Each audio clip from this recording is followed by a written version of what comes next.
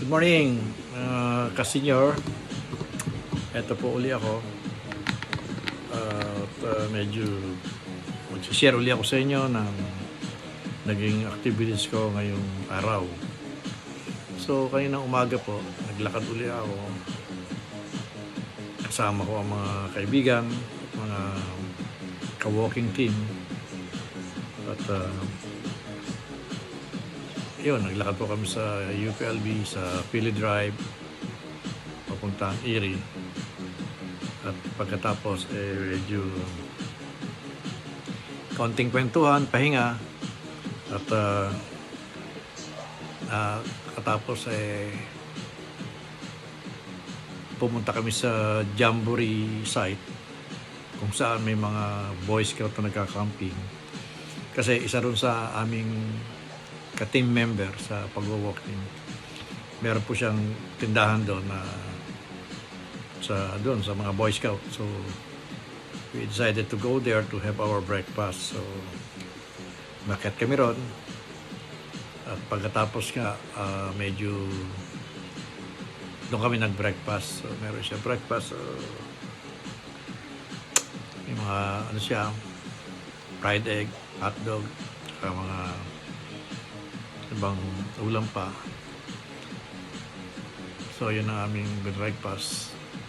Tapos kaunting kwentuhan, biruan. At pagplanuhan namin na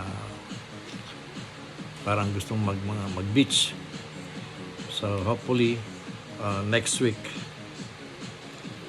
nagplan kami na magkaroon ng beach outing. So which is good kasi parang siyempre namimiss na rin naman namin ang beach. Medyo makapag swim naman sa dagat alat kasi maganda rin naman daw sa katawan yung dagat alat. So yun, hopefully next week magkaroon kami ng trip papuntang Laia, Batangas kasi maganda raw ang mga beach resort doon. So, kaya yun, next week mag-ano kami. So nagkaroon kami ng assignment of food at para wala na masyadong gastos, magdadala kami ng kanya-kanya namin mga food pack. So ngayon, tapos ng aming kwentuhan, konting tawanan, balik dito sa bahay, uwi sa bahay, at medyo napahinga ng kaunti. At naisipin ko nga uling mag-vlog. So sa ngayon,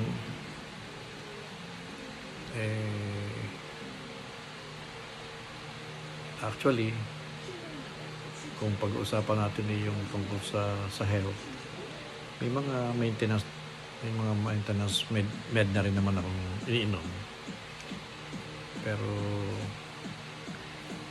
kailangan pa rin natin na magkaroon ng papawis dahil siyempre yung med naman hindi natin nga alam kung nakakabuti sa katawan or nakakasama. Kaya medyo kailangan din magpapawis tayo para at least ilabas natin yung mga toxin, ipawis natin para kahit pa paano makabawas sa dalahin ng ating katawan.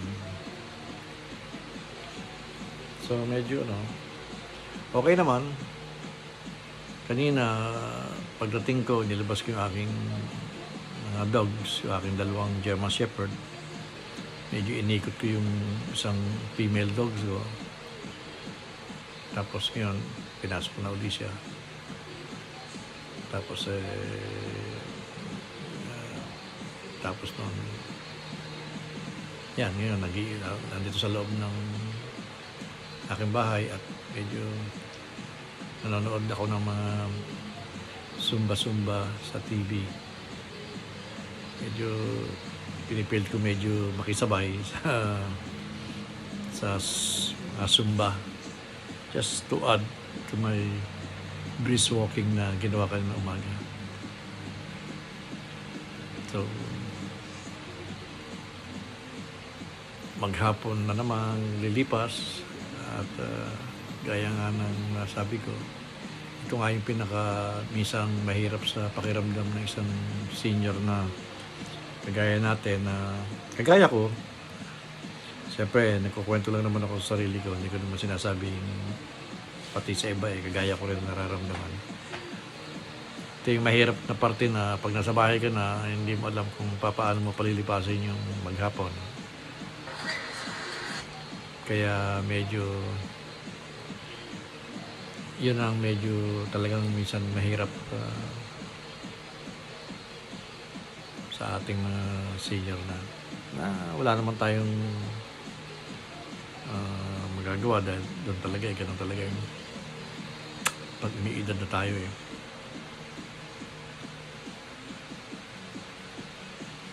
So it's already like 12:15 in the afternoon. So magkakaroon ng konting pagpapahinga, medyo merienda na konti, tapos pahinga, siguro may idlip na konti, tapos mamaya pagkagising mag-asikaso naman ako ng mga dog food ko kasi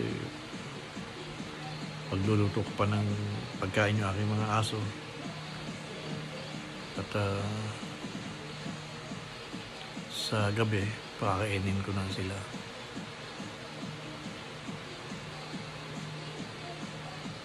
Actually,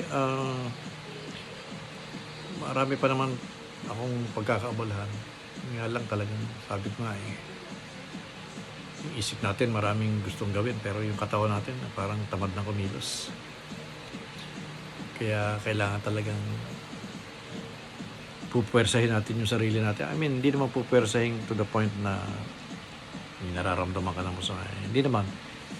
Yung bang parting yung katamaran na sinasabi, kailangan labanan. Kasi nga, mahirap na masundin natin yung katamaran na ating sarili.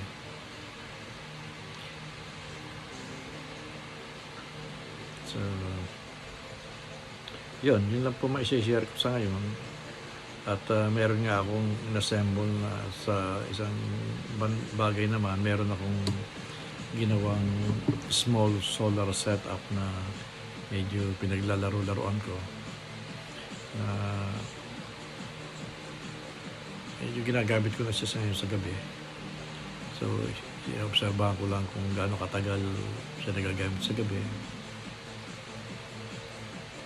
At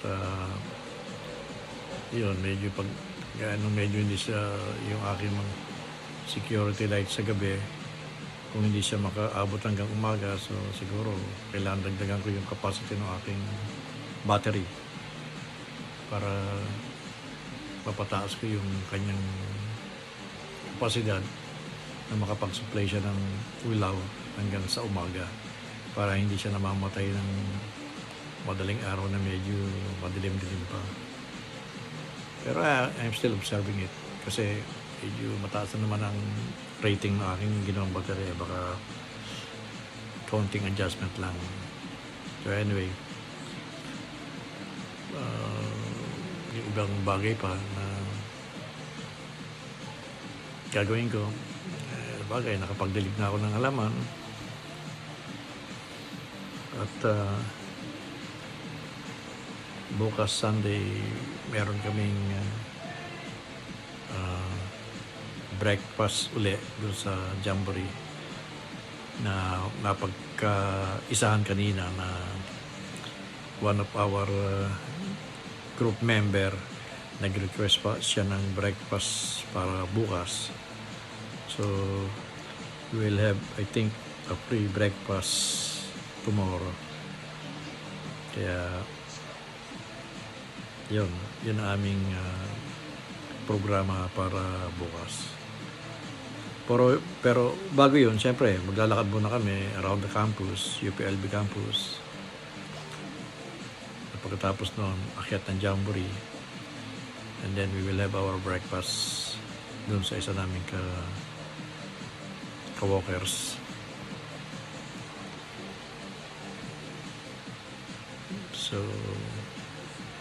yun, tapos hopefully,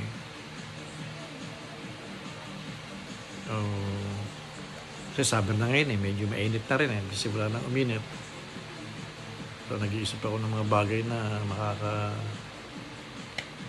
makakatulong para sa init na hindi ka na gagamit ng masyadong electricity.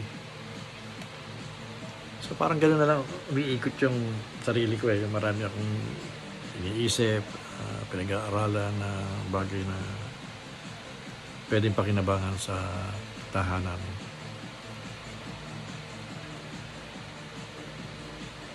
Tapos graduation malapit na uli. Kaya magkakaroon na naman ng school break.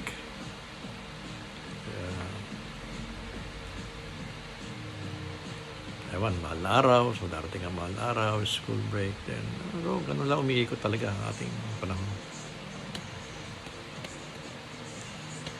Okay, mga ka-senior. Pray ko wala akong masyadong maibigay na topic sa inyo ngayon. Kasi yung daily activities ko, halos ganun din lang naman araw-araw. So, if ever na meron akong bagong gagawin na pwede kong i-share